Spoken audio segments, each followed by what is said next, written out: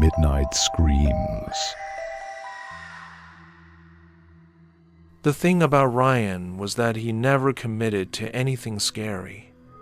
Horror movies were out, roller coasters were out. Even choosing colleges stressed him out because it meant closing doors, making something real and final. His therapist called it decision paralysis. I called it self-preservation. When your dad walks out and your mom stops getting out of bed, you learn that some questions are better left unasked. I understood that. Ryan's mom had the kind of depression that kept the curtains drawn for weeks at a time. His dad left when Ryan was 11, and the last thing the guy said before walking out was that Ryan needed to man up and help your mother. So Ryan learned to be quiet, to fade into the background of rooms, to make himself small enough that his presence wouldn't be another burden for anyone to carry. Casey was the opposite. She took up space like she'd been told her whole life she deserved to. Student council, debate team, Instagram aesthetic so carefully curated, it looked effortless. Her parents were the kind of people who showed up to every event with professional cameras, who had her entire academic future mapped out on a literal poster board in their home office. Yale, then law school, then partnership in her father's firm. The thing was, Casey actually wanted none of that. She'd told me once, sophomore year, that she wished she could just work in a plant nursery, spend her days with her hands in dirt, helping things grow. But she'd said it like it was a joke, like the idea of disappointing her parents was so unthinkable it could only exist as fantasy. And Luke was more complicated than I wanted him to be. He was tall, yeah, played varsity football, had the kind of easy confidence that came from never being told he couldn't do something. But here's the thing nobody else seemed to notice. Luke's dad hit him. Not often enough to leave marks that lasted, but enough. I'd seen Luke flinch once when Ryan clapped him on the shoulder too suddenly. Seen the way he stood sometimes, favoring his left side like his ribs were sore. He never talked about it, and I never asked, but it was there between us like smoke. That's why he cheated on Casey, probably. Self-sabotage as a kind of protection. If you ruin it first, nobody can take it from you. I understood the logic, even if I hated what it did to her. Even if watching her take him back felt like watching someone walk into traffic. Me? I was just trying to get through high school without my own damage becoming everyone else's problem. The folklore started on a Reddit thread.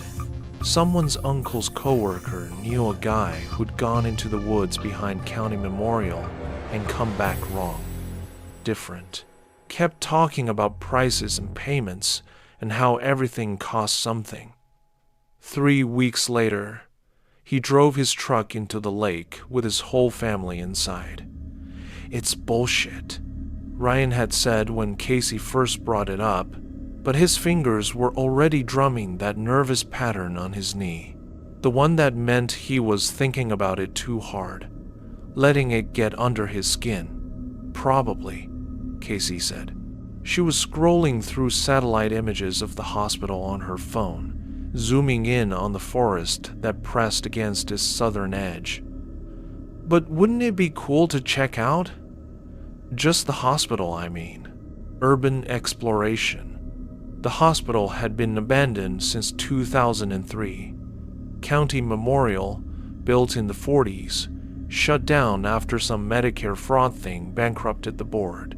6 stories of brick and broken windows, wrapped in chain link and covered in the kind of graffiti that suggested people came here specifically to be forgotten. The forest beyond it was old-growth pine, dense enough that hikers got lost every few years. Search parties, helicopters, the whole production. Sometimes they found the bodies. We were standing by Casey's locker between third and fourth period when she pitched the idea. Ryan looked like he wanted to crawl into the front ventilation system. I was trying to figure out how to say no without sounding as scared as I felt when Luke appeared. He had this way of moving through crowds like they were designed to part for him. People just stepped aside. He came up behind Casey and wrapped his arms around her waist, lifting her off her feet. She shrieked, kicking her legs, laughing in that way that made my stomach hurt. "What are we talking about?" Luke asked, setting her down. Casey turned in his arms, already grinning. "The hospital. The one with the woods out back. We're thinking of exploring it." "Sounds boring," Luke said, but he was looking at me when he said it, one eyebrow raised. "Unless you're afraid." There it was, the hook. Luke knew exactly what he was doing. He'd been doing it since middle school, this casual needling that made saying no feel like admitting weakness. It was manipulative and obvious, and it worked anyway because I was 17 and stupid. "Tonight," I said. 7 o'clock. Luke smiled. Ryan looked like he might throw up. I told my parents I was sleeping at Ryan's. They barely looked up from their respective screens. My dad worked in insurance. My mom taught elementary school, and both of them seemed relieved I had friends to occupy my time. Teenagers were a mystery they'd decided not to solve. I climbed out my bedroom window at 6:30, dropping into the backyard with an impact that made my ankles ache. My bike was old, inherited from a cousin, and the chain made a clicking sound that seemed too loud in the quiet suburban evening. I texted Ryan that I was heading out. He sent back a thumbs up and nothing else. The hospital was 4 miles away, past the nice part of town, and into the part where houses had bars on the windows. The sun was setting, turning the sky the color of a bruise. By the time I reached the parking lot, full dark had fallen. The place looked worse than the photos suggested. The fog was real, thick enough that it pooled in low spots like something liquid. The hospital loomed beyond it, all those shattered windows like eye sockets in a skull. Someone had painted Memento Mori across the main entrance in dripping red letters. My breath came out in clouds. October in New England. The kind of cold that got into your bones and stayed there. I tried Ryan's phone. It went straight to voicemail. Casey's rang 4 times and went to her cheerful recording. I took a photo, posted it to Instagram with the caption, "Bad decisions loading," and watched it get 3 likes before I'd even pocketed my phone. Headlights swept across the lot. Luke's Camaro, black and impractical, his dad's cast-off. The engine ticked as it cooled. Luke climbed out first, Casey from the passenger side. She was wearing his Letterman jacket over her hoodie, drowning in it. "Jesus," Luke said, breath fogging.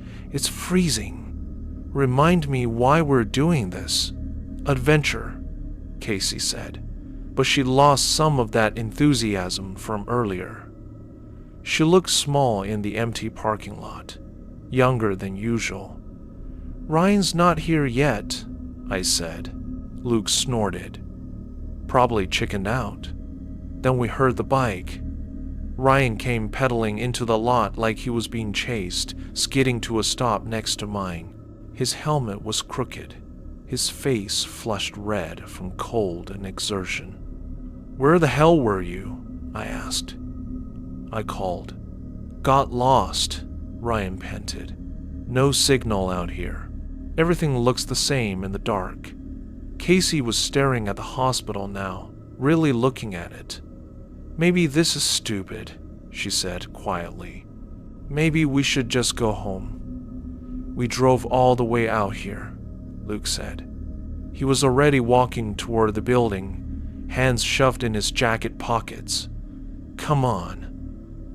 We followed the fence line around to the back.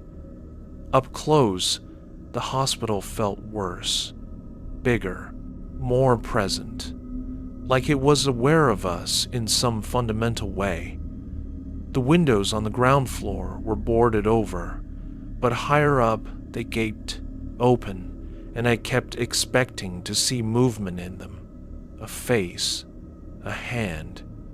Ryan was breathing too fast, that panicky rhythm that meant he was spiraling. I'd seen it before, usually during tests or when his mom called during school. The forest pressed against the fence, trees so dense they looked solid, pine and oak, and something that made the air smell like decay. We found a spot where someone had cut the chain link and peeled it back like the lid on a can. So we're really doing this? Casey asked. Nobody answered. Luke went first, ducking through. Then Casey, then me and Ryan, who looked like he was walking to his execution. The forest was colder. That shouldn't have been possible. But it was. Our phone lights made narrow tunnels in the dark, catching on bark and exposed roots and something that might have been animal bones. We walked single file, nobody speaking. There was no path, just trees and darkness and the sound of our breathing. 5 minutes in, Luke stopped. This is stupid, he said. There's nothing here. Let's go back. Check out the hospital instead. Yeah, Casey said quickly. The hospital. Better idea. We turned around. That's when something moved in the trees behind us. Heavy, deliberate. The sound of something large displacing air. Casey backed into Luke, grabbing his arm. Ryan had gone statue still, and when I looked at him, his face had lost all color. Animal, Luke said, but his voice was wrong. Too high. The thing moved again, closer, and with it came a sound like wind chimes made of bone, a clicking rattle that made my teeth ache. It stepped into the light. I want to tell you I processed what I was seeing, that my brain took in the details and categorized them in any useful way. But that's not what happened. What happened was my mind just stopped, like a computer program hitting a fatal error. 7 feet tall, maybe more. A shape that suggested a body but refused to confirm one. Draped in moss and forest rot. Organic material that might have been fabric or flesh or something in between. And the head. God. A deer skull, bleached white, antlers spreading like broken fingers. Around its neck, strung on what looked like sinew, hung dozens of teeth. Human teeth, maybe, or animal. The distinctions seemed less important than the fact of their existence. It had no eyes, but I felt it looking at us, looking into us. Luke made a sound I'd never heard him make before, something between a sob and a laugh. The thing's jaw opened, not like a jaw should, but hinging wrong, too wide, and when it spoke, the voice came from everywhere and nowhere. From inside my skull and from the ground and from the air itself. You come to wish. The words scraped like rusted metal dragging across bone. All of you must wish. Casey was crying. I could hear it. Small hitching sobs behind me. But I couldn't turn to look at her. Couldn't stop staring at the creature. At the way it seemed to shift and settle like it wasn't quite solid, wasn't quite real. The skull twitched toward Ryan. Ryan opened his mouth, closed it. His hands were shaking so badly I could see it even in the bad light. Wish, the creature said, and his voice got louder, resonant, shaking the trees. Wish now. I wish, Ryan started, then stopped. His voice was barely a whisper. I wish to know if God is real. I don't know what I expected. Maybe nothing. Maybe for the thing to laugh or vanish or tell us we were all idiots playing with urban legends. But that's not what happened. The creature convulsed. Its body, that shapeless mass, began twitching violently, and the deer skull lurched sideways at an angle that made my stomach turn. The bone necklace rattled in the opposite direction, spinning, and the sound it made was like grinding vertebrae. Ryan screamed. Not a shout or a yell, a scream, the kind that carries agony and terror in equal measure. That sounds like someone being unmade at the molecular level. His hands shot to his head, fingers clawing at his skull, and then I saw it happen. His head was collapsing inward. The bones of his skull were folding like paper, caving in on themselves. And his face, Ryan's face, the one I'd known since we were 12, was disappearing into the void it left behind. The skin went slack and then concave, and the scream cut off into something wet and horrible, and then into nothing at all. He hit the ground. Casey's scream replaced his, raw and primal. Luke grabbed her arm hard enough to bruise. Run, he said. We ran. I crashed through a low-hanging branch that whipped across my face, bark scraping my cheek raw. My phone was in my hand, light jerking wildly, turning the forest into a strobe nightmare of trees and shadows and nothing that made sense. Behind us, I could hear it. That rattling, bone on bone, getting closer. Casey was sobbing as she ran, these gasping, hitching breaths between footfalls. Luke was ahead of her, pulling her by the wrist, and I was behind them both, and I couldn't stop thinking about Ryan, about the way his face had just collapsed, folded in on itself like wet cardboard. My foot caught on the root, and I went down hard, foam flying from my hand. The impact knocked the air from my lungs. I scrabbled in the dirt, fingers finding leaves and moss, and something that felt horribly like bone before my hand closed around the phone. The light was facing back the way we'd come. The creature was there, not far, maybe 20 feet. Moving through the trees with that horrible fluid motion, branches bending around it like they were afraid to touch it. The deer's skull was angled toward me, antlers scraping bark, and the bone necklace swayed and clattered with each movement. I could see details now that I hadn't before. The way the moss covering its body seemed to grow and shift, pulsing like something alive. The teeth on the necklace weren't all the same size. Some were small, child-sized. Others were long and pointed predator teeth. And there were other things strung between them. Small bones, finger bones maybe, and something that looked horrifyingly like a dried human ear. Get up, Luke's voice, somewhere ahead in the darkness. I rolled onto my hands and knees, pushed myself up. My ankles screamed in protest, but held. I ran. The forest had become a maze. Every tree looked the same. Every shadow held something terrible. My lungs burned. The cold air felt like breathing broken glass. I could hear Luke and Casey ahead, crashing through undergrowth, and I pushed harder, trying to catch up. Behind me, that rattling never stopped. It stayed constant, rhythmic, like the creature was pacing itself, like it knew it didn't need to rush, like this was all part of something it had done 1,000 times before. My phone light caught Casey's jacket ahead, that bright red. I focused on it, used it as a beacon. We were running uphill now, the ground getting steeper, roots reaching across the path like fingers trying to trip us. My thighs burned.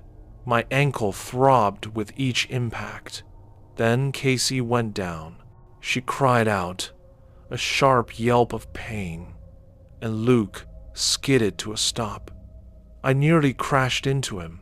Casey was on the ground, clutching her leg, her phone a few feet away, casting crazy shadows across her face.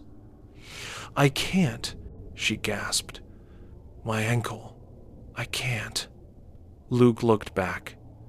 Even in the bad light, I could see his face, the calculation happening there, the math of who lives and who dies. "Help me get her up," I said, moving to Casey's other side. We each took an arm, hauled her to her feet. She whimpered, tried to put weight on her right leg, and nearly collapsed again. Luke and I locked our arms behind her back, made a kind of chair. She looped her arms around our necks. We moved slower now, so much slower. Casey's weight between us, her breathing ragged in my ear. The creature's rattling got louder, closer. I could feel his presence like a pressure change, like the air itself was being displaced by something too large, too wrong. "There," Luke panted. "I see the fence." And there it was, chain link glinting in our phone lights, and beyond it, the dark mass of the hospital. We were coming at it from an angle, not the way we'd entered. This section of fence was intact, but there was a spot maybe 10 yards down where it had been peeled back. We staggered toward it, Casey's weight making every step feel like we were wading through concrete. 5 yards. 3. Behind us, branches cracked. Not the small pops of twigs breaking, the deep groan of something large pushing through resistance. I risked a look back. The creature had closed the distance. It was right there, maybe 15 feet away. And in the better light near the fence line, I could see it clearly for the first time. It wasn't wearing the moss and rot. That was its skin. Bark and organic material fused together into something that might have once been alive, but had evolved past that into something else.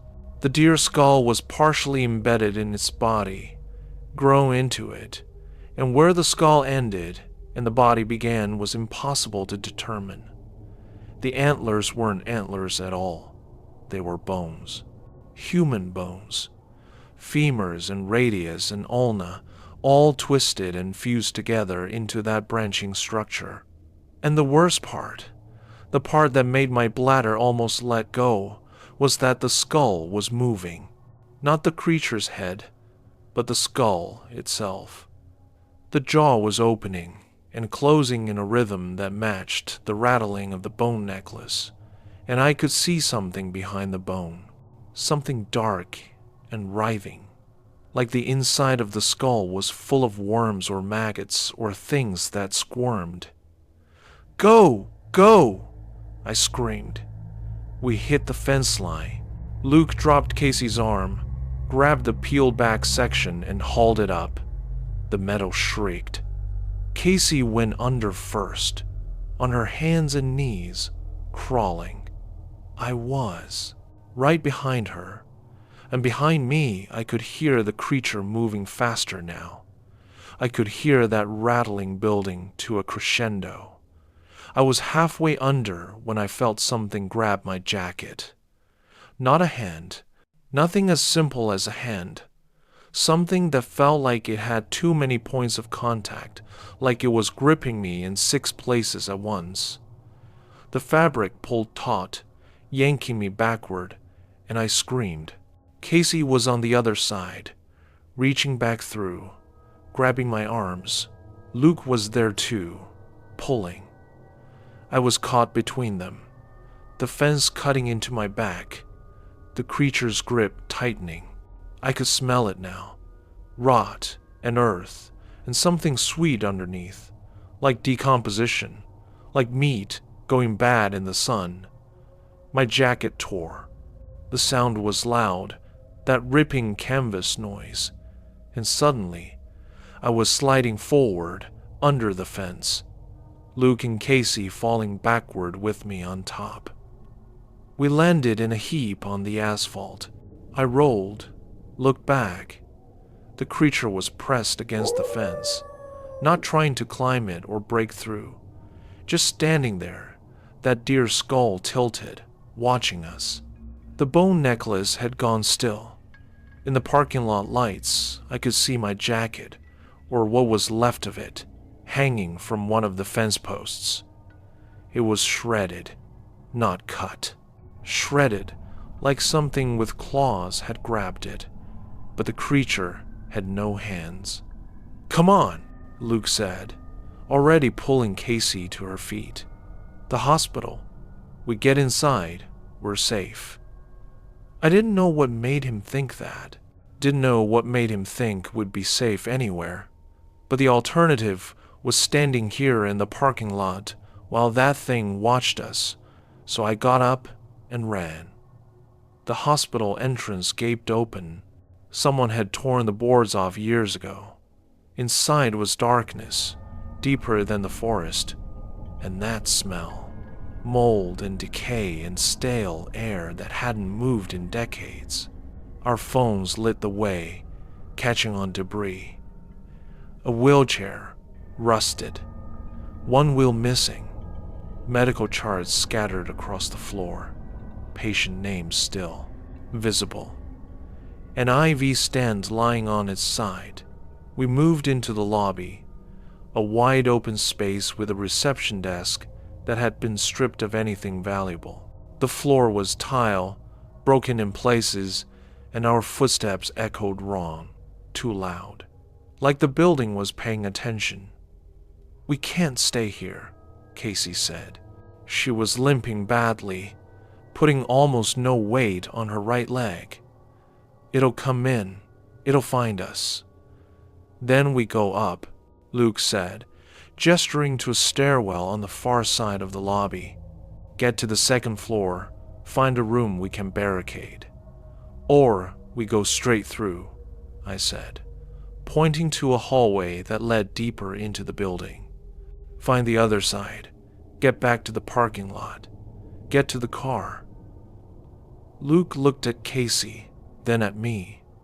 I saw the decision forming, saw the exact moment he chose. "Through is faster," he said, already moving toward the hallway.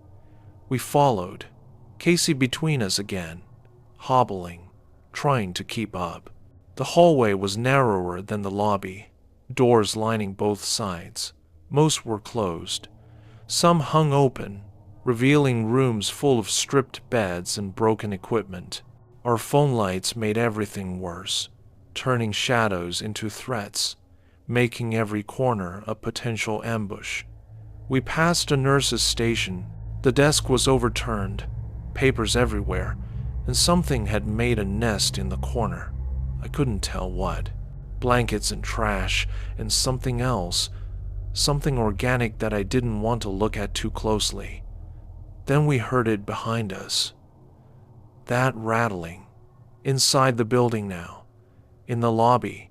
The sound echoed off the walls, distorted, making it impossible to tell exactly where it was coming from. But it was close. Getting closer. Faster, Luke hissed. Casey was crying again, quiet sobs that she was trying to muffle. We were moving as fast as we could, but her ankle was bad, really bad, and each step was agony for her. I could feel it in the way she gripped my shoulder, nails digging in through my shirt. The hallway branched. Luke took the left corridor without hesitating. We followed. This hallway was darker, somehow, fewer windows, and the air felt thicker, harder to breathe. Like the building's decay had concentrated here. Behind us, the rattling got louder. I risked a look back and saw nothing but darkness and the pathetic throw of our phone lights. But I could feel it, that presence, that wrongness. There, Luke said, pointing ahead. A door, different from the others, metal instead of wood, with a small window set at eye level. Emergency exit, maybe. A way out. We stumbled toward it, Casey whimpering with each step, and Luke hit it at full speed. It didn't budge. He slammed into it, bounced back, tried the handle, locked. He threw his shoulder against it again, and the door rattled in its frame but held. "Fuck," he said. "Fuck, fuck, fuck." The rattling was louder now, so loud it seemed to come from the walls themselves. I turned, putting myself between Casey and the direction we'd come, and my phone light caught movement at the end of the hallway. The creature was there. It had to hunch to fit in the corridor, that deer skull scraping the ceiling tiles. Bits of acoustic foam rained down as it moved, and the sound of its passage was wrong. Wet and grinding, like meat being forced through a space too small. "Luke," I said, and my voice was surprisingly steady. "We need to move." "The door's locked. Then we find another door." Luke grabbed Casey's arm and pulled her away from the exit. We ran back the way we'd come, but the creature was blocking that path now. So we took the first door we came to. It opened into a patient room, and we slammed it shut behind us. The room was small. A single bed, stripped to the frame. A window with bars on it, glass long gone, letting in cold air and the smell of the forest. A small bathroom in the corner, door hanging off one hinge. "We're trapped," Casey said. She'd given up trying to stop crying. Tears tracked down her face, catching in our phone lights. "We're trapped, and it's going to kill us." "There has to be another way out," I said, moving to the window. The bars were solid, old but not rusted enough to break. I shook them anyway. They didn't move. Behind us, in the hallway, the rattling had stopped. The silence was worse. So much worse. Because silence meant it was listening, hunting, planning. Luke was at the door, ear pressed against it, trying to hear movement. His hand was on the handle, knuckles white. "I don't hear anything," he whispered. "That doesn't mean it's not there," Casey said. We waited, seconds that felt like hours. My heart was beating so hard I could feel it in my throat, in my temples. The cold air from the window made me shiver, or maybe that was just fear. Probably fear. Then something scraped against the door. Not a knock. A long, drawn-out scrape, like bone on metal. The door shuddered. Luke jumped back, nearly dropping his phone. The scraping came again, lower this time, then higher, like the thing was testing the door, learning its dimensions. The handle started to turn.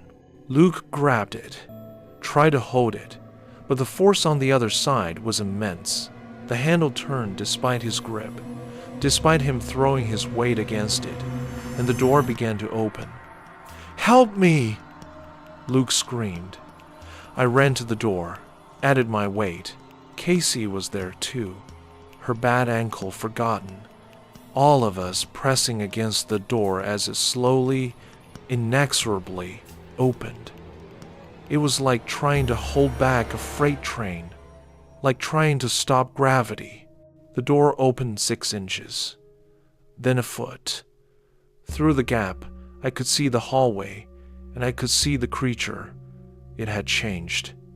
Or maybe I was just seeing it more clearly. The deer skull was at ground level now, and I realized the creature didn't have a fixed orientation. It could move in any direction, could reorient itself however it needed. The skull was sideways now, antlers scraping the doorframe, and behind it, that body of moss and rot and wrong. And in the darkness behind the skull's eye sockets, I saw movement, saw things writhing. The door opened another foot. "The bathroom!" Casey screamed. "Go! Go!" We broke, all of us at once, abandoning the door and sprinting for the bathroom. It was tiny, barely enough room for the three of us. But we crammed inside and Luke grabbed the door. This one was lighter, flimsier, but it had a lock. He turned it just as the patient room door slammed open behind us. The creature filled the doorway. Through the crack at the bottom of the bathroom door, I could see it. Could see that mass of organic material spreading across the tile, and the shadow it cast was wrong. Too many angles, too much depth. Then came the voice. "Wish," it said, and the word rattled through the building. "Must wish. All must wish." Luke's face was white. He was backed against the sink, hands gripping the porcelain like it was the only thing keeping him upright. Casey was in the corner, arms wrapped around herself, rocking slightly. The door shuddered. Something hit it, heavy, and the wood cracked. "Wish," the creature said again. "You wish. Now." The door splintered. Wood shards exploded inward. A piece hit my arm, drawing blood.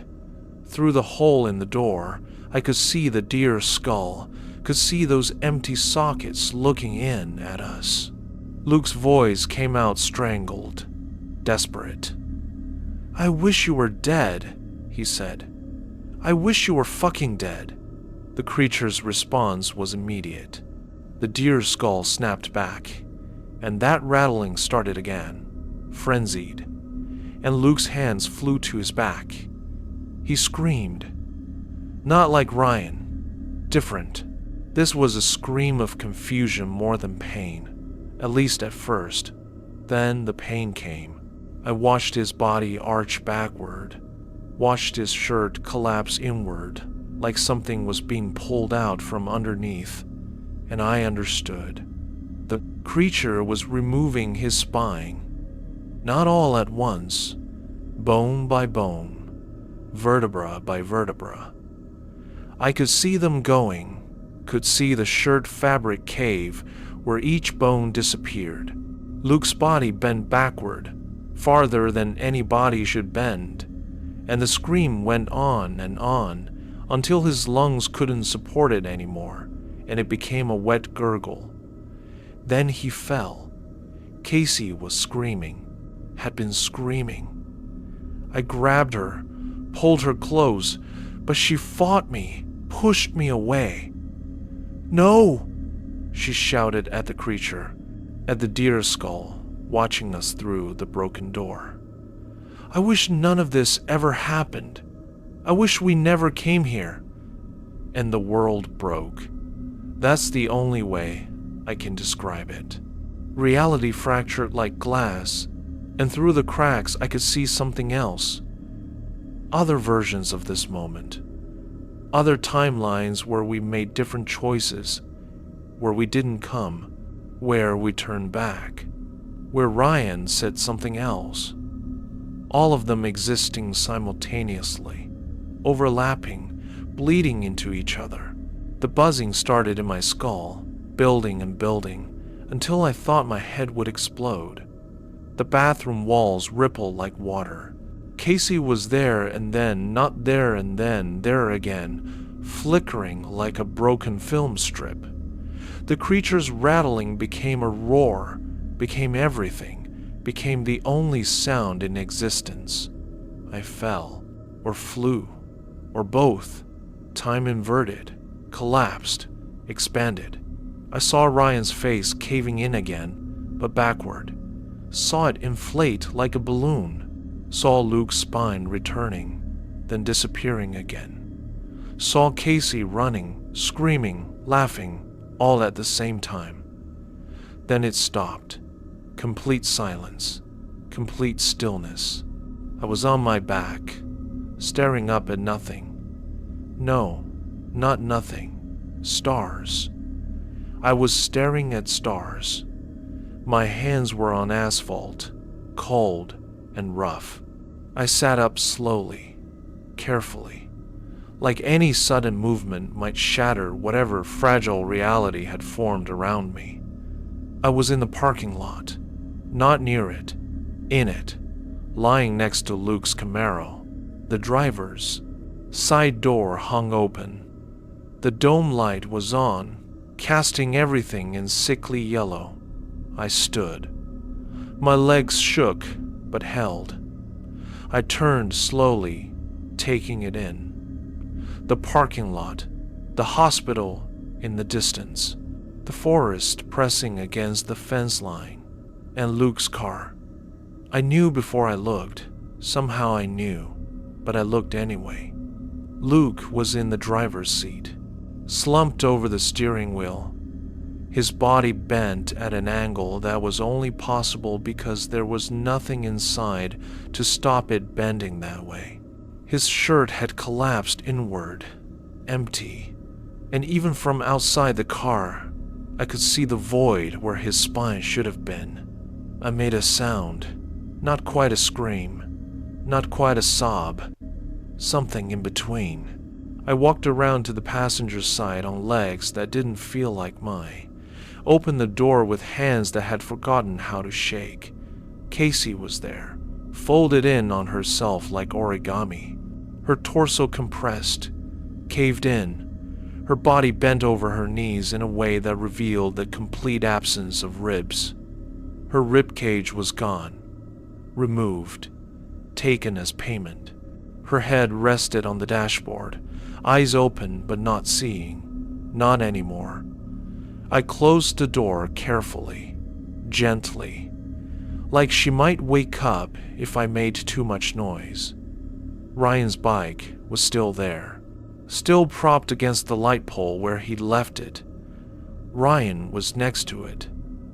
I couldn't look at him, not directly. My eyes skated away from what was left of his face, from the collapsed ruin of his skull. But I saw enough. I saw the bike visible through where his head used to be, saw the way his body looked boneless, deflated. I sat down in the parking lot, right there on the cold asphalt, and I laughed. Not because anything was funny, just because something had to come out, and laughter was what my body chose. It turned into crying pretty quickly, then back to laughing. Then I couldn't tell which one I was doing anymore. Eventually, I called 911, told them there'd been an accident at County Memorial. They asked what kind of accident, and I said, "You need to come. Please just come." The cops arrived first, then the ambulances, then more cops. They separated me from the bodies, wrapped me in a foil blanket, asked questions I couldn't answer. What happened? Where were you? What did you see? I told them the truth. All of it. The creature, the wishes, the hospital. They wrote it down with the kind of careful attention people give the clearly insane. By morning, I was in the back of a police car. By afternoon, I was in a psychiatric ward. They were kind. That's what made it worse. Everyone so gentle, so understanding, asking me about what I had experienced, nodding when I talked about the creature, taking careful notes. The medications came in little cups, pills that made everything feel distant and manageable. It was a psychotic break. The doctor told me after the first week, Trauma manifesting as hallucination. You survived something terrible and your mind created a narrative to cope. I learned to agree with him, learned to say the right things, to show the right amount of progress. 3 months of good behavior, of taking the pills, of going to group therapy and pretending I believed what they believed. Then they approved an outing, a supervised trip back into the world. We think you're ready, the doctor said. Ready to reintegrate. I know where I'm going. I know what I'll do. The creature said we all had to wish. Ryan did. Luke did. Casey did. But I never made mine. The creature is still waiting. It has to be. Those are the rules. I'll go back to those woods. I'll find it in the darkness between the trees, and I'll say the words that have been circling in my head for 3 months, the only wish that makes sense now. Maybe it won't work. Maybe the creature is gone. Maybe the rules don't function that way. Maybe I'm just crazy after all, and I'll wander those woods until I die of exposure. But I have to try. Because this, right here, breathing and walking and pretending to be alive while they're in the ground, this is the real horror. This is the real price. And tomorrow, I'm going to pay it.